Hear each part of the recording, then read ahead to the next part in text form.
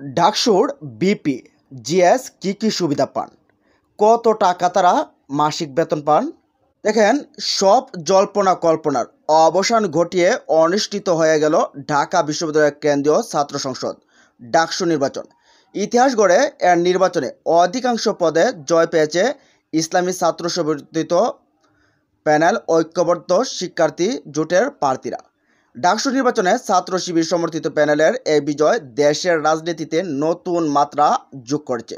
আসল কথা হলো, ডাকসুর ভিপি এবং জিএস এদের আসলে কোনো বেতনই নেই। ডাকসুর বিপি ও জিএস পদ দুটি সম্মান ও ক্ষমতার দিক থেকে অত্যন্ত গুরুত্বপূর্ণ। ডাকসুর দুই পদ ভিপি ও জিএসকে নিয়ে সাধারণ মানুষের আগ্রহের জন্য শেষ নেই।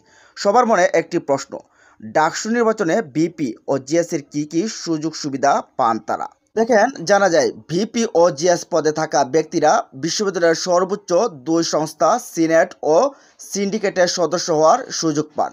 সেখানে তারা দাবির হাজারো শিক্ষার্থীর প্রতিনিধিত্ব করে তাদের দাবি দাওয়া তুলে ধরতে পারেন। একই সঙ্গে ছাত্রদের স্বার্থ বিরোধী কোনো বিষয় এলে সেখানেই তারা প্রতিবাদ জানানোর সুযোগ পান। আর ডাকসুর বিপি এবং জিএসের জন্য 10 লক্ষ টাকা তাদের বরাদ্দ থাকে এই প্যানেলটা চা নাস্তার খরচের জন্য বা আনুষঙ্গিক আরও খরচের জন্য 10 লক্ষ টাকা এই খরচ তাদের জন্য বরাদ্দ থাকে। এটাই তাদের আর্থিক সুবিধা। আয়োজনে যায় এই দুই বডিতে তারাও অন্য সদস্যদের মতো সমান ক্ষমতা নিয়ে শিক্ষার্থীদের পক্ষ থেকে মতামত দেওয়ার সুযোগ পাবেন।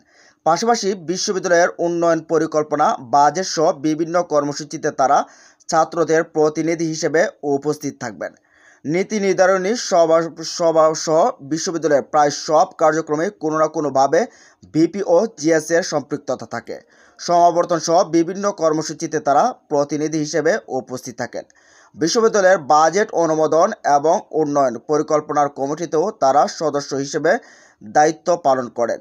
এছাড়া সিলেকশন বোর্ড, যেখানে নিয়োগ বা চাকরি থেকে অব্যাহতির সিদ্ধান্ত হয়, সেখানেও তাদের প্রতিনিধি হিসেবে ভূমিকা থাকে।